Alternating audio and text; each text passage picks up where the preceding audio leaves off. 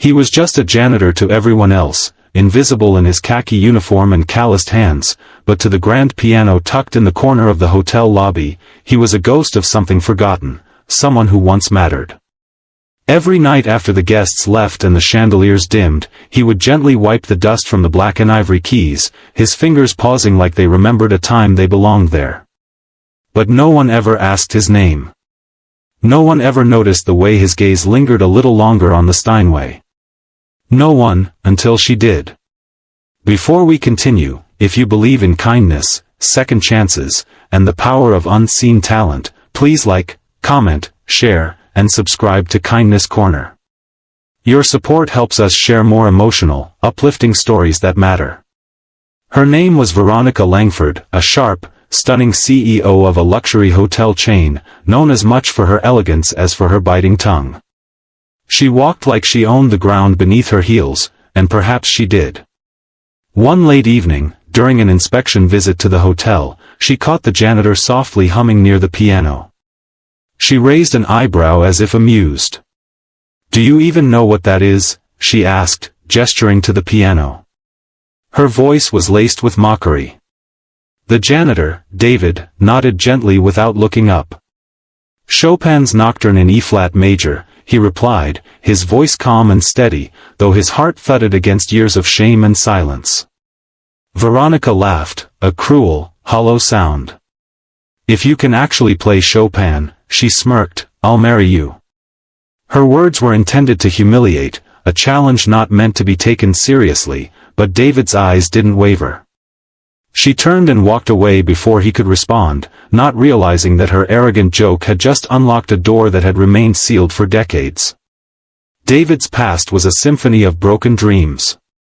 He had once been a prodigy, a rising star trained at a European conservatory before life and loss silenced his music. A car crash had stolen his mother, his scholarship, and the only piano he'd ever owned. Homelessness followed. He cleaned toilets to survive, not because he lacked talent, but because the world had no patience for grief or broken wings. His only solace was the stolen minutes he spent brushing his fingers along the keys, pretending he still belonged in the world of melody and meaning. That night, something shifted. David couldn't sleep. Her words rang in his ears like a cruel dare, but beneath the sarcasm was an opportunity, a crack of light in a wall of darkness. For days, he practiced in secret, coming in early and staying late, making sure no one saw. His fingers stumbled at first, stiff from years of disuse, but slowly the music returned. It was not just notes, it was memory, it was hope, it was everything he had buried beneath the janitor's uniform. A week later, Veronica returned to the hotel for a formal fundraiser. The lobby was filled with guests in glittering gowns and crisp tuxedos. A jazz trio was scheduled to play, but due to a last-minute cancellation, the piano stood quietly, waiting. David saw his chance. He removed his gloves, his apron, and slowly walked to the bench. The room fell into a hush as he sat down. Most guests thought he was just moving the piano, maybe cleaning it. But when he placed his fingers on the keys and began to play, something incredible happened. The haunting, elegant notes of Chopin filled the lobby like a forgotten prayer. Conversations stopped. Glasses froze mid-air. Veronica turned sharply, confusion washing over her face as she saw the janitor, her janitor, commanding the room with nothing but his hands and heart. The music poured out of him, not just as sound but as truth. Pain, love, loss, and healing were all stitched into each measure. The lobby melted into a quiet cathedral of emotion. Some guests wept without knowing why. Veronica stood motionless, her face pale, her lips parted in awe.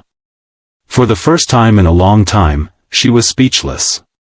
When he finished, the silence lingered, as if no one dared disturb the sacred air he had created. Then came the applause, hesitant at first, then roaring, overwhelming. But David didn't smile. He stood, bowed slightly, and walked away without looking at her. He had already said everything he needed to say with his music.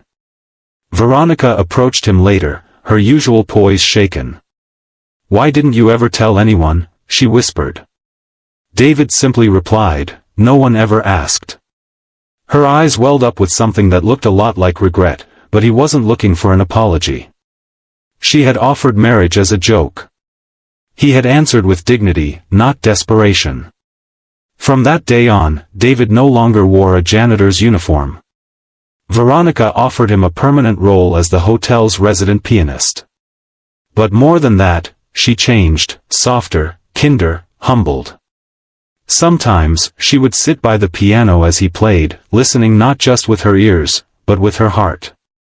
If this story touched your heart, please give it a like, share it with someone who needs hope, and subscribe to Kindness Corner for more inspiring stories.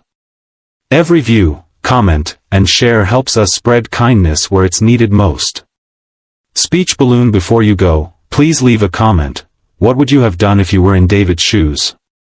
We'd love to hear your thoughts and stories.